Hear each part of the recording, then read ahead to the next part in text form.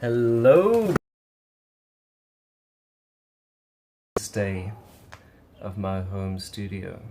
I've got the Ableton push device, and I thought I would give you a sneak peek of what it feels like to unbox this thing.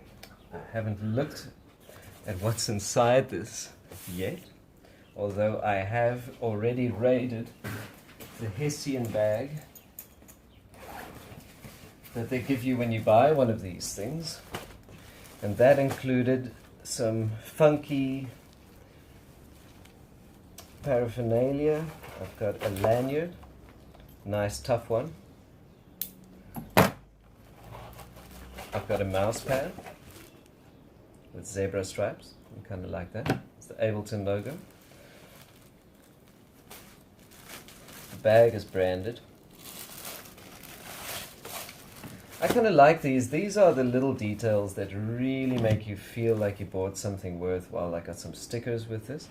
I've already added some of this to my rig. So you see there's my Ableton paraphernalia, which I'm very happy about, as you can imagine.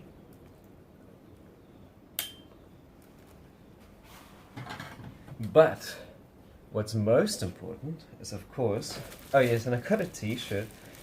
They say it's a ladies, but I'm guessing because it's a medium that they're all the same. I was kind of surprised.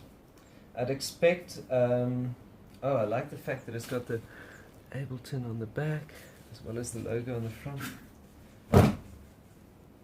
It kind of made me, it was a bit of a surprise, because most of the time you imagine gadgets to be a boys' domain. Guys are super interested in things, right?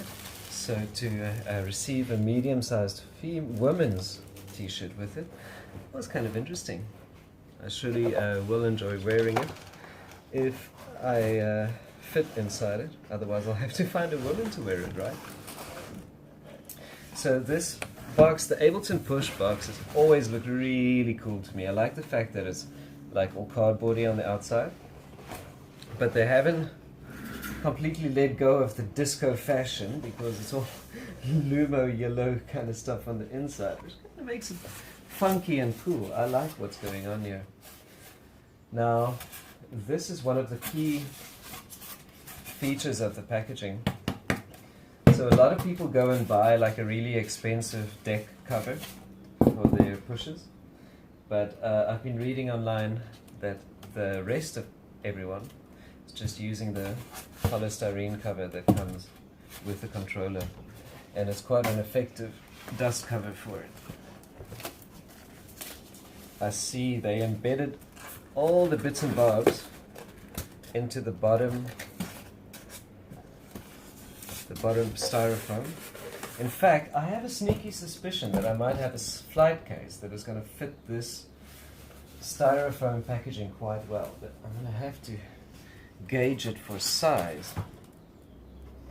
This is a very high quality USB cable.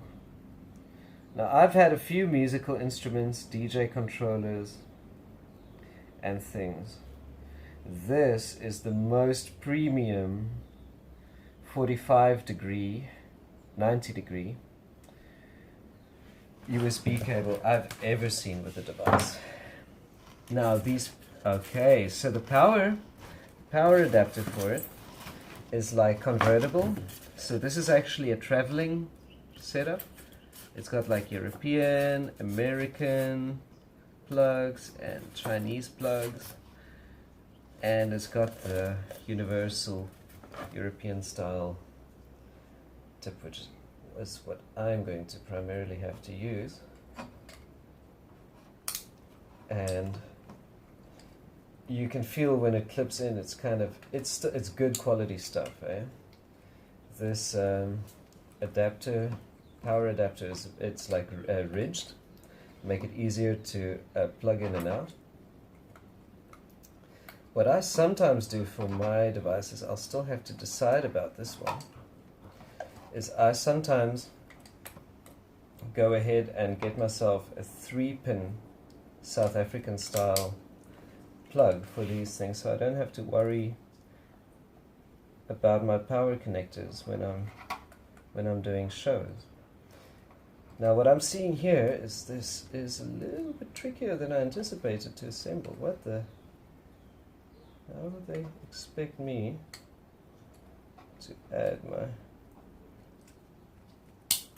there we go. Oh, it's a good hearty click it gives when it assembles, and then it's kind of one thing. And it's, yeah, it's a tough assembly, so it's not really going to just jiggle and give you power problems while you're performing. Now instead of a disc these days, they give you like these kind of, it's like a license card. I'm not going to show you the whole thing because there's a registration code in there. And it's got the registration instructions.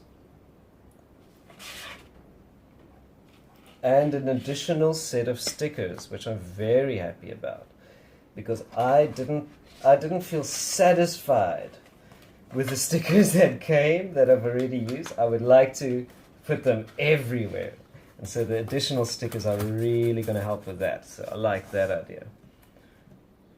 So that's about it. That's all that comes with it. I'm going to see if I can fire this baby up. I'm going to see what the impression is when it switches on. I mean, from what I understand, it kind of shows the Ableton logo or something until you got the app fired up. And that is as easy as plugging it in while the app is on to get it to register its own existence. We'll see how that works. It worked really well for other Ableton-oriented devices that I've had in the past, so I can't imagine that it's going to be much more difficult. Oh, this is the big moment. So I haven't looked at this thing yet. It's heavy. It definitely feels heavy without feeling like they weighted it. So it feels substantial instead of being heavy. It's not like a weighted object that's just got weight inside it somewhere. It's definitely got weight spread around the whole device. I see they've taped the bottom of this. This styrofoam bag is strange feeling. It has a very premium feeling to it. It feels like fluffy almost to the touch. Very cool. Never ever felt a material like this before. It's like rolled foam. Very see-through.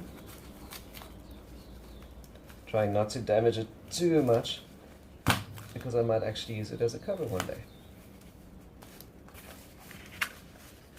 Now this comes with another little booklet, it seems. Oh my gosh, that is so... Wow. Okay, now... Damn, this thing is heavy. And the weight, exactly like I said, the weight is like very distributed through the whole thing. It's got a metal top. The back is extremely tough plastic, and it's like you can hear it when you're not gonna... It's full right behind this. There's stuff in there. So if you have a look at this, that's what it looks like when it's off before you switch it on. So all of the names on these buttons, the names that are inscribed in them, they're actually dimmed out until they produce light. And we'll have a look in a minute. It says 1.25 amp. I suspect that with these devices they throw in a bit extra just in case. So it probably uses an amp. Let's say it uses an amp, or shall we call it 12 watts of power. I don't know if that's absolutely true or if that's just my suspicion. Chances are it probably doesn't even use half of what it provides itself with.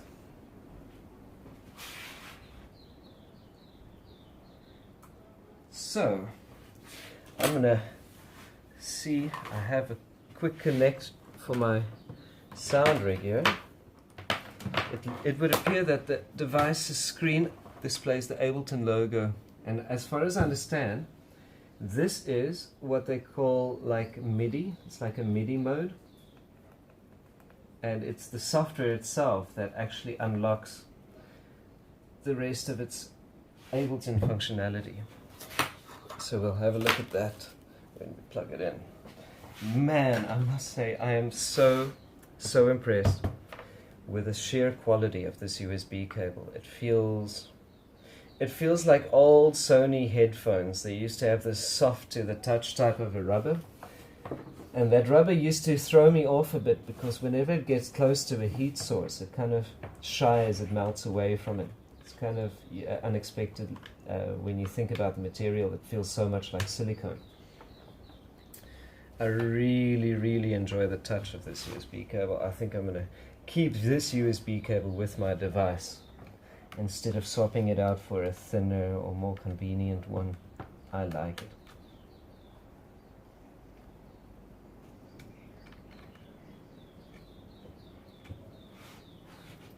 Now, upon connecting it to Ableton, I'm seeing a message on my screen. We're setting up the device, Ableton Push. So, okay, that just disappeared. So that was like the Windows message.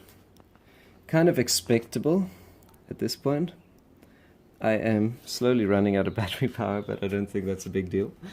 Okay, now it says the Ableton Push 2 is set up and ready to go. That is the Windows facet of the installation.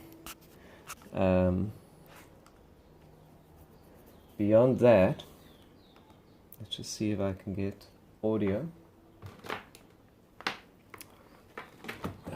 Get my trusty hacked Tascam. By the way, if you own a Tascam audio interface and you're suffering from latency problems, you're unable to use your audio interface as a musical instrument, I am able to assist you with that problem. I've got a Tascam and I have solved that problem. I've hacked away at my Tascam and figured out how to get the latency solved. If you need help with that, just contact me and I will assist you. Now, let's have a look at the MIDI devices. It's already configured itself by the looks of it. I've got my old APC Key 25 in here, and right as a second device, right underneath it, I've got my Ableton Push 2 device. Now I think, if I remember correctly, it requires remote. Not sure. Yes. Remote did it. It just updated its firmware. That's crazy. It took like one moment and it updated its firmware. So that is good news. I don't know if I need anything else from this except for the remote feature, so I'm going to leave the rest off. It says push off and on again. Now there is no off, of course. Oh, I see. User mode. Okay. So I'm going to push the off on button, get it to switch off. Let me get my phone somewhere stable again and then get it back on.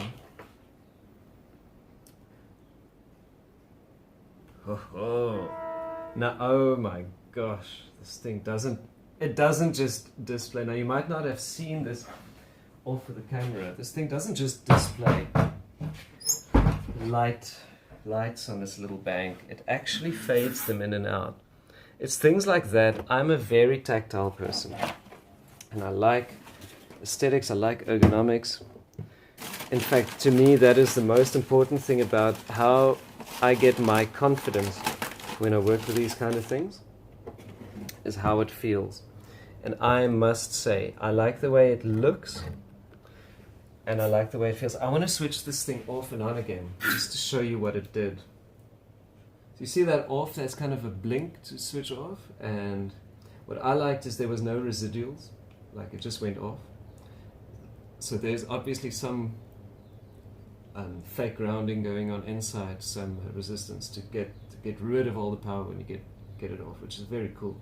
I like that kind of stuff.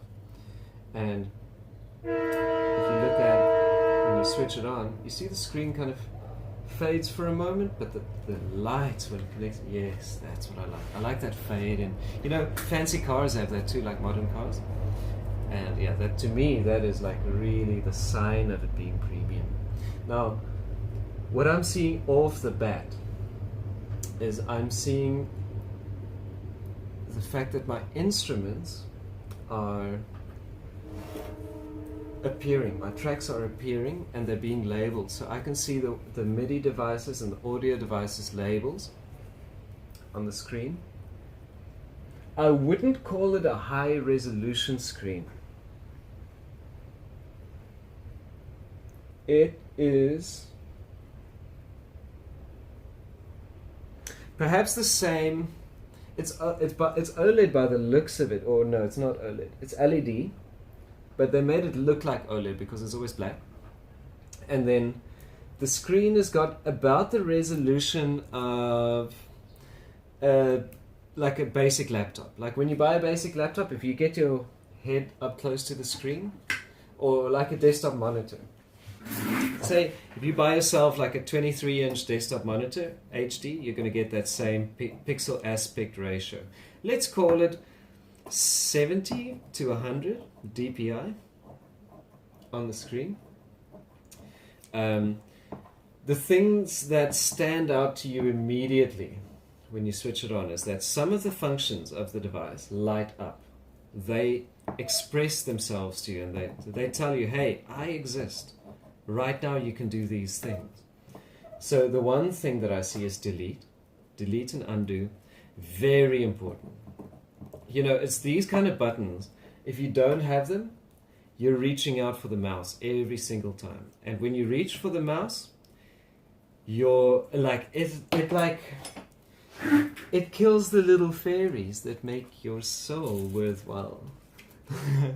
No, but like, when you reach for the mouse, the music becomes awkward. It immediately becomes awkward. It's like you're going to be looping no less than twice as much as what you intend to when you're grabbing the mouse. And that's just because you're suddenly distracted. You're not looking at your controllers or your audience anymore. You're now looking at the computer screen, and you're in that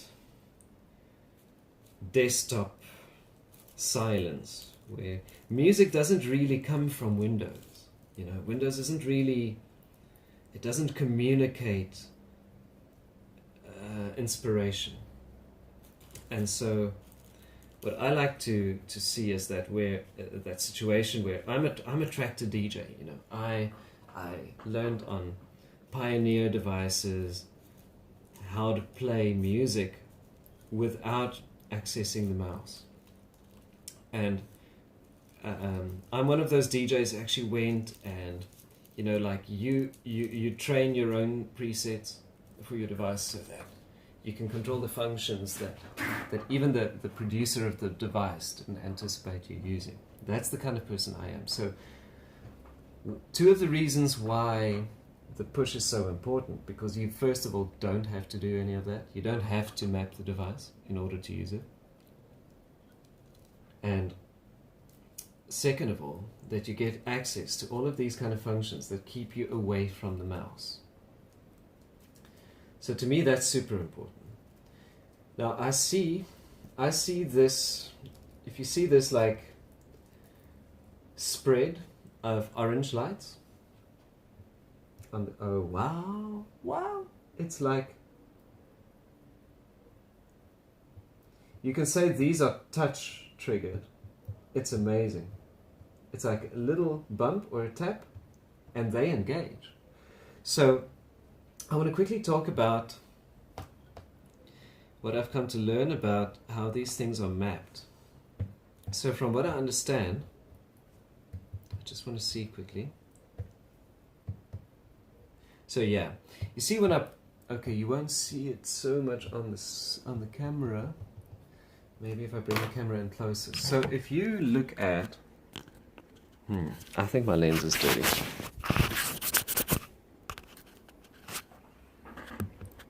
If you look at these brown buttons, when I press like this one, see 3 of them turns green. These are all the same note. C, C, C. So this is probably C2. And so you see, whenever I press anything, all the other buttons that have the same note, they light up. To me, that's quite crucial, because this thing is arranged. You can imagine it's arranged harmonically. It's a little bit like a dulcimer. So you can not only run up the octave like this to reach this note, but you can run up the octave like this to reach the same note, and transpose in thirds and things like that. So it's a harmonic table to reference your MIDI from by default. So let's see. I have no idea how to use this. So this is probably going to be a little embarrassing. This is a tempo adjust. That's swing. So tempo and swing right off the bat. A lot of artists depend on auto swing. You don't have time when you're working live to produce manual forms of swing, in my opinion. I don't have the faintest idea how to browse for a device. Add device. There we go. So I'm guessing that's it. You say add device. And this allows you, oh, there we go. Oh, these things. Oh my gosh. Oh, that's amazing. These things know when you touch them. These encoders know when they're touched. That is crazy good. I love it. Okay. Let's have a look. So I'm going to browse for an instrument. Let's use my favorite instrument, operator. And let's just pick some kind of a default. I'm guessing, yes, okay, the default is available. So don't know how to pick this. Let's say add device. There. Have I? No? Added a device. It still says no device. Okay, add device. I see. Now I'm browsing. So this is the experience of picking up a one-to-one MIDI controller, is that it controls the whole damn program. And you're going to have to learn, you know, kind of like the same way you learn keyboard shortcuts, except that it's a little bit easier. So I'm seeing the instrument available in the list. I don't know how. I think there's the select button down here, so that might be it. Turned out not to be it. Let's see.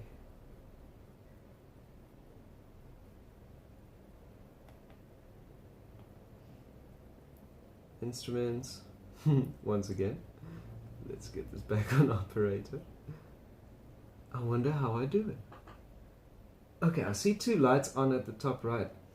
These are left and right. Okay. And there's, okay, so it actually displays on the screen. There's something here. A little brown word that I missed thus far. Over here. It's telling me, there we go, that I can load. You see that? Load? Yeah. So I'm going to press that button. And that loaded my operator. I can see it now on my screen. So, let me see if I can get some sound in operation. Yes!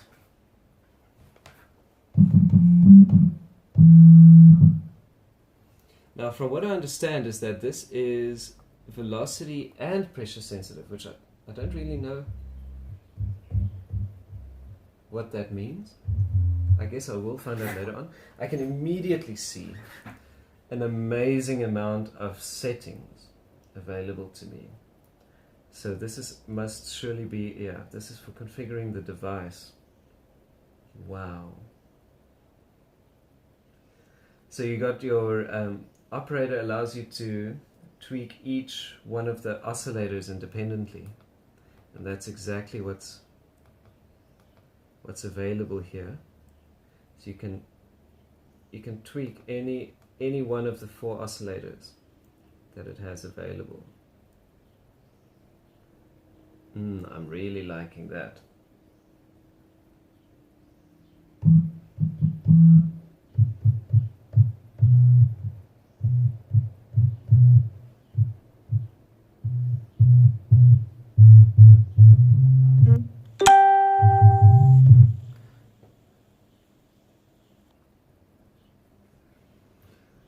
yeah, I think this is the most exciting unbox for a music instrument I've ever done. I need to learn a little bit more about it before I can show you more about it, because from here on, it's literally experimentation and discovery. I'm going to cut this video short and say much love, everybody. Please stay tuned. Tonight we're going to definitely do a stream or two and see what this baby can do.